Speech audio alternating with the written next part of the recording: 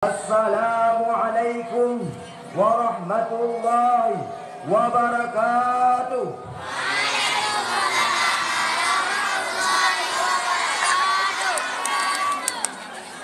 Alhamdulillah. Alhamdulillahilladzi khalaqal mauta wal hayata liyabluwakum ayyukum ahsanu amala. Tsumma salatu wassalamu ala Rasulillah sallallahu alaihi wasallam wa ala alihi wa ashabihi ajma'in. Amma ba'du. Buat langkah yang pertama-tama, tiada kata paling indah, tiada suara paling merdu, terkecuali memuja dan memuji Allah Subhanahu wa ta'ala, yang mana oleh Allah yang telah memberikan kita sehat badan, waras pikiran, sehingga kita dapat berkumpul pada malam yang mulia ini. Salawat berangkaikan salam, marilah sama-sama kita titipkan, kita panjatkan kepada putranya Abdullah, buah hatinya Siti Aminah, intannya kota Mekah, berliannya kota Madinah, yakni Nabi Muhammad sallallahu alaihi wasallam, yang mana oleh beliau yang rela bercucuran darah, berselimutan pedang, dan berhujanan anak panah demi menegakkan kalimat tauhid, asyhadu an la ilaha illallah wa asyhadu anna Muhammadar Rasulullah. Dan tidak lupa pula kepada al-sahabat beliau sekalian yang selalu membantu agama Allah Subhanahu wa ta'ala. Pada malam yang mulia ini, izinkan saya berdiri di hadapan hadirin wal hadirat sekalian untuk menyampaikan pidato singkat saya yang berjudul Kematian. Hadirin wal hadirat, calon-calon penghuni surga rahimakumullah. Allah berfirman dalam Al-Quran surah Al-An'am ayat 32 yang berbunyi, A'udzu billahi minasy syaithanir rajim. Bismillahirrahmanirrahim. Wa mal hayatud dunya illa la'ibu wa lahu waladdarul akhiratu khairul lilladzina yattaqun afala ta'qilun. Yang artinya, dan tidakkah kehidupan di dunia ini hanyalah permainan dan senda gurau, sedangkan negeri akhirat itu lebih baik bagi orang-orang yang bertakwa. Tidakkah kamu mengerti?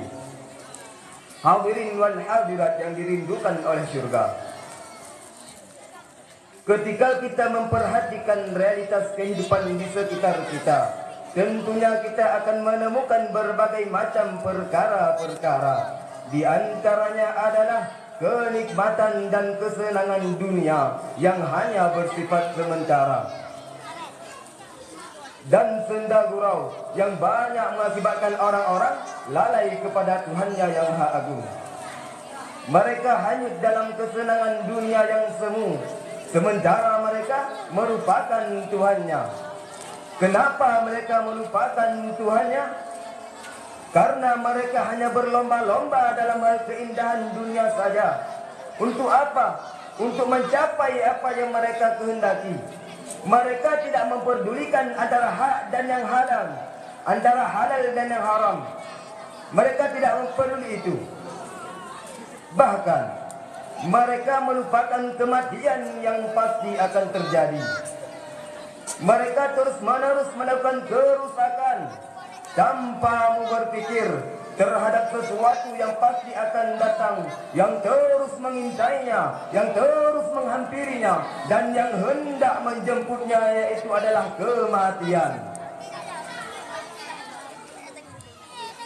Hadirin yang dirahmati oleh Allah, Banyak orang-orang yang beranggapan bahwa ia akan hidup terus-menerus dan dapat menikmati kenikmatan dunia yang selama-lamanya. Padahal sesungguhnya kematian tidak akan pernah melalaikan manusia. Walaupun seseorang itu memiliki harta berlimpah, bangunan kokoh, megah dan sangat mewah, itu semua hanyalah sebagai ujian bagi mereka. Allah Subhanahu wa taala berfirman dalam Al-Qur'an surah Al-Anfal ayat 28 yang berbunyi, Innama amwalukum wa auladukum fitnah wa annallaha indahu ajrun 'azim. Yang artinya bahwa harta dan anak-anakmu itu hanyalah sebagai cobaan, dan sesungguhnya di sisi Allah lah pahala yang sangat besar. Hadirin, di samping itu, setiap orang pasti akan merasakan kematian, yang mana kematian tersebut akan mengakhiri semua urusan-urusan dunia mereka dan pekerjaan-pekerjaan mereka setiap hari. Itu semua akan berakhir dengan datangnya kematian. Kematian akan mendatangi setiap orang tanpa memberitahukan sebelumnya. Kematian ibaratkan satu gelas yang berisi minuman yang setiap orang pasti akan menemunya. Seorang penyair pernah berkata, "Waman lam yamut ghibatan yamut haraman, wal mautu ka'sun wan nasu dhaikatun." Siapa saja yang tidak mati di masa mudanya, pasti dia akan mati di masa tuanya. Kematian ibaratkan satu gelas yang setiap orang pasti akan merasakannya.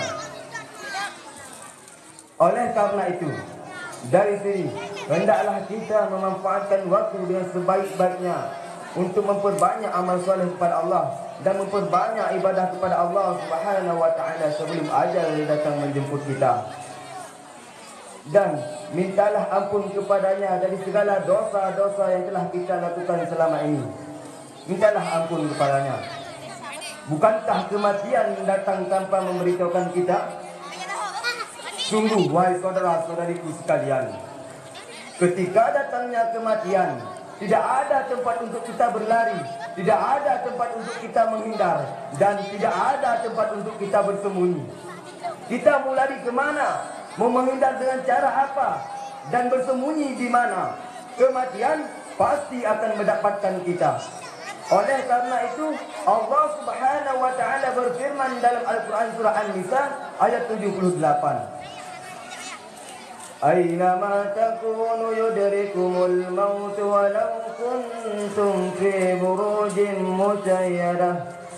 Di mana saja kamu berada, kematian pasti akan mendapatkan kamu, kendati pun kamu di dalam benteng yang tinggi dari kokoh.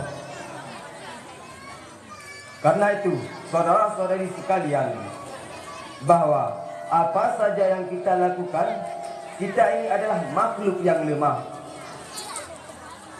Kenapa? Karena tidak ada daya upaya dan kekuatan yang bisa mencegah datangnya kematian. Tidak ada. Mau bilang kita ini orang hebat, orang kuat, preman, ahli ibadah ataupun ahli maksiat, itu semua pasti akan merasakan mati tanpa terkecuali. Allah Subhanahu wa taala telah menetapkannya bagi kita semua bahwa kita tidak bisa melakukan apa-apa kecuali hanya pasrah kepada Allah Subhanahu wa taala ketika datangnya kematian. Dan mintalah pertolongan kepadanya dari segala siksa-siksa yang menimpa kita di alam kubur. Mintalah pertolongan kepada Allah. Karena siksa kubur itu tidak bisa dibayangkan betapa pedihnya dia. Tidak ada siksa-siksa di dunia ini yang bisa menyamai dengan siksa kubur. Terus siapa orang-orang yang disiksa di dalam kubur itu? Orang yang disiksa di dalam kubur itu yaitu adalah orang yang semasa hidupnya dia hanya menghiasi dunia dengan perbuatan dosa dan permusuhan. Dia tidak menghiasi dunia dengan amal-amal soleh, dengan mengamal nilai-nilai yang terkandung dalam Al-Quran. Dia tidak menghiasi itu. dia terus-menerus melakukan dosa dan permusuhan. Itulah orang-orang yang disiksa di alam kubur. Hadirin wal hadirat yang dimuliakan oleh Allah. Dari pidato yang saya sampaikan barusan, kita dapat mengambil kesimpulan yang bahwa kematian datang tanpa memberitahukan kita terlebih dahulu. Kematian tidak akan pernah melalaikan manusia. Oleh karena itu, mulai pada malam ini, marilah sama-sama kita memperbanyak amal soleh kepada Allah, memperbanyak ibadah kepada Allah Subhanahu wa taala sebelum ajal datang menjemput kita. Supaya ketika datangnya kematian, kita sudah mempunyai bekal untuk menghadapnya. Mungkin cukup sekian yang dapat saya sampaikan.